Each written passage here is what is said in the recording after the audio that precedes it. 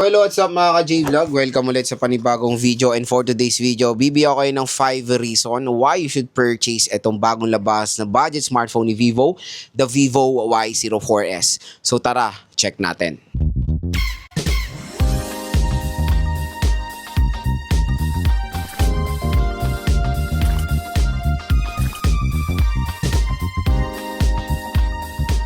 So yun mga ka-J-Vlog, ito nga po pala yung parang successor ng Vivo Y04. So upgraded version nga to ng Vivo Y04, which is a Vivo Y04S. Although yung kanyang presyo is mas mahal lang ng konti sa Vivo Y04. So ang SRP nito is around 6,500 pesos for the 4GB, 256GB of internal storage. Pero ngayon dito sa online, based on my dito sa online, pwede nyo ito makuha ng 5,000 plus. So, malaki rin yung discount nyo pag dito nyo binili sa online. Or yan yung price niya when it comes sa online below SRP siya. Tapos ito pa magandang balita. Pag clinic nyo yung view products natin dito, may magge-generate po na special YouTube voucher para sa inyo up to 1,000 pesos off pag binili nyo tong Vivo Y04S. So, bukod doon sa 5,000 plus, there's a possibility na makuha nyo ng saradong 5,000 piso lang itong Vivo Y04S. So, maganda dito sa device na to is medyo meron konti tayong mga revamp when it comes sa Vivo Y04 na yun yung hinihingi natin nung early 2025. So, yun nga. Available din siya sa mga iba't ibang colors, at kung naghahanap kayo ng isang smartphone na kumbaga when it comes sa storage ay napakasulit, ito rin ang magandang i-recommend sa inyo. Kaya yun nga, dito sa video na to, bibigyan ko kayo ng 5 reasons kung bakit maganda rin naman i-purchase ang Vivo Y04S. So first reason, wala na iba kundi yung kanyang storage. So yung storage kasi na ito, biruin nyo mga ka-J-Vlog, is 256GB of internal storage. Again, ito ay parang rare sa Vivo brand na nagbibigay sila ng napakalaking storage sa murang halaga na smartphone. And syempre, nakakatuwa na nare-realize na paunti-unti ng mga popular brands na yung 120GB is the best minimum at kailangan na mag-step up ng mga brands na 256GB na ang pwede na dapat ma-offer. And I think expandable pa ang storage nito. For example, kung ayaw nyo makompromiso ng marami yung 256 nyo, pwede nyo ilagay doon sa memory card nyo yung mga photos, videos, yung mga music, or yung mga mga files. Kumbaga yung 256, parang ilagay nyo na lang, ibuhos nyo na lang sa lahat ng mga applications nyo. Kasi pagdating sa installing ng mga applications, hindi po tayo gagamit ng memory card. Kailangan pong gamitin is yung internal storage mismo. Noong mga 2018, 2017, pwede po yung matransfer. Ngayon, hindi na. Internal storage na talaga ang ginagamit. So, yun nga, yung tinernong RAM dito is, for its price, yes, maliit na yan. 5,000 plus, I think 60GB na talaga ang the best minimum na pwede nang ma-offer for a price tag na 5,000 pesos. Yun nga, siguro ang isang sasacrifice nila when it comes sa terno ng 256 is 4GB of RAM. Pero sana at least 6GB na ang mas tinerno nila dito para mas better na siya. Kasi yung laki rin naman ng nilaktaw sa Vivo Y04. I think yung Vivo Y04 pwede nyo makuha ng 3,000 to 4,000 pesos. Ito 5,000 pesos. So siguro mga 2,000 ang mga dinagdag. At yun yung isa ditong reason, yung 256GB of internal storage. So yun lang yung isang nakakalungkot na part, yung RAM niya. Pero kung day-to-day use lang naman, casual things, basic game, ML, COD, nakapaglaro rin naman ako sa smartphone or tablet na merong 4GB of RAM sa heavy games. Again, nagdedepende rin talaga sa chipset yan. So yun nga, ang first reason natin, storage. Second reason natin mga ka-J-Vlog is yung kanyang camera. So yung camera nito, na-test ko na siya, 13 megapixel ang kanyang main camera at meron siyang 5 megapixel rear camera. So yung 13 megapixel nito, malinaw din naman siya. So again, for a price of 5,000 pesos, sabihin na, may 50 megapixel naman yung iba. Iba mas maganda. So yes, gets ko kayo when it comes sa iba is talaga, mayroong mga matataas sa megapixel. Pero based on my observation while taking photos dito sa Vivo Y04S, malinaw din naman siya. Kaya sa mga camera-centric din na consumer na gusto lang ng, sa budget segment, ito rin magandang i-offer sa inyo ang Vivo Y04S. So, again, huwag kayo malili ng dual camera kuno. Pero again, yung pangalawang camera nito is useless. Kasi VGA camera lang nilagay nila dyan, or I think AI lens, depth sensor, I don't know. Pero useless po ang pangalawang camera niyan, and for design lang talaga yan. at hindi naman siya ganun nagagamit. Kaya ang mas ginagamit dito is yung camera na main. Pero tingnan nyo yung main yan, ayan lang oh, yung maliit na butas lang na yan, yan yung lente niya, pero napakalaki ng camera module, and of course for design po yan.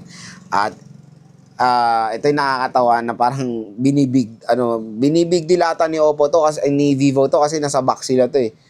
Yung flashlight daw nito malakas, ayan o, 10% ay 10 times stronger. So I don't know, is big feature ba yan or ano ba?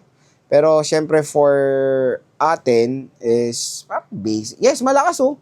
Malakas talaga yung flashlight nito kasi meron siyang naka-design talaga for flashlight na ayan oh, na ilaw ito. For flashlight to, and ito yung for flash ng camera nyo. So yan. Sa camera naman, all goods naman din siya. And ito yung isang, yun nga, malakas daw yung flashlight, di ba? So, third reason is design and aesthetic. I know marami pa rin mga consumers ang tinitingnan din sa smartphone is design and aesthetic. Ito na ang isang magandang recommend sa inyong brand, Vivo. Kasi si Vivo, mapamahal, mapamura, mapa-mid-range, mapa-flagship, lahat ng smartphone nila ay maganda rin po ang design.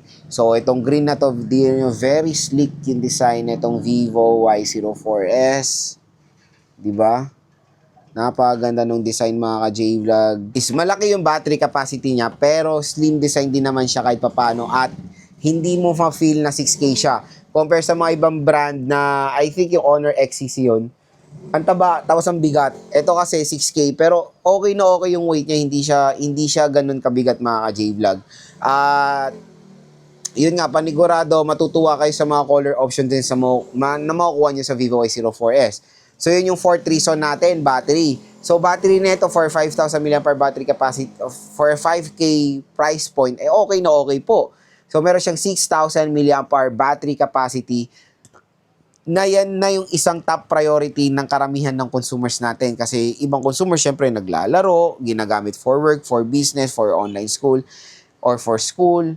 Kailangan talaga ng smartphone ngayon na sobrang kunat ng battery. At yan na talaga dapat ang ini-step up ng mga brands, battery performance. Kasi kahit anong gaganda pa naman ng specs ng smartphone mo, kung basura naman ng battery mo at sobrang bilis malobat, sasakit talaga ang ulo mo. So yun nga, 6,000 mAh battery capacity.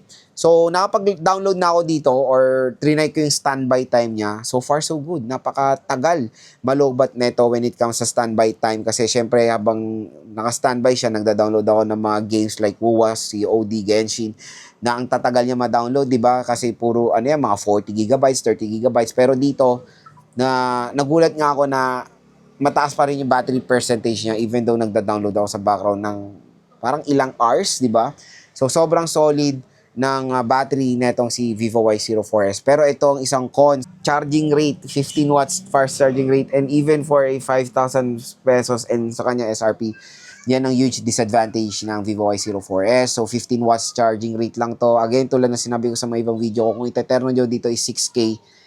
Kung lalagay kayo ng 6K na battery, dapat ang iterno nyo is at least 33 watts. So, 15 watts fast charging rate siya. So, yes, it's fast charging rate, pero yan yung pinakamaliit or pinakamababang fast charging rate. Kasi yung 15 watts, yung year 2017 pa yan. 2017 sa Samsung, di ba, 15 watts fast charging rate. Mabagal na po yan ngayon 2025. So, kung itatanong mo sa 6K, hours din ang itatagal nyo i-charge itong Vivo Y04S. Kahit gamitan nyo to ng 30 watts, 33 watts, 100 watts, hanggang 15 watts lang po talaga ang kaya niya dahil yun lang naman ang naka-design sa smartphone na to. So, at ang last reason why you should buy the Vivo Y04S is of course the affordability. So, yun nga, maraming smartphone ngayon ang sobrang mura. And take for example itong Vivo Y04S. I know for its price, karamihan ng dito is hindi bagay, especially the chipset. Ang chipset pala nito is the Unisoc 7225. So, mas better siguro kung nilagyan nila to ng 7250 tapos 5,000 pesos, diba? Kasi karamihan ng iba is Unisoc 7250. Mga favorite ko yan na Unisoc chipset for a budget smartphone at sobrang ganda ng performance yan. And let's try sa game test natin itong si Vivo Y04S. Nakapag-try naman ako ng mga ibang brands na merong 7225. Okay naman din, pero mga heavy games na hindi niya kaya. Pero sa mga heavy games, nagpe-frame drop tayo or hindi siya ganun ka-playable. Pero Again, let's try itong Vivo Y04S sa game test. Pero hindi ko talaga siya marerecommend sa mga gamers out there dyan ha. Pwede lang siya sa mga casual users natin. So, syempre, ngayong 2025 or sa atin sa Philippines, ang top priority ng mga consumers talaga when buying a smartphone din, price. Kaya pamura ng pamura ang mga smartphones ngayon at mas mura nga sa online. Kaya dito lang kayo bibili sa atin sa product link natin netong Vivo Y04S. Dahil bukod doon sa presyo niya sa online na mura, makakatipid pa kayo or mas makakamura pa kayo dahil sa ating special YouTube voucher. So pag clinic nyo yung product link natin, may magge-generate po yung special voucher at yan yung magagamit nyo sa checkout. So, sobrang mura. Siguro makuha nyo lang to ng 5,000 pesos. Good deal na rin siya dahil 256GB of internal storage na rin itong Vivo Y04S. So, again, mabahan nyo lang po yung full review and yung game test natin dito sa smartphone na to.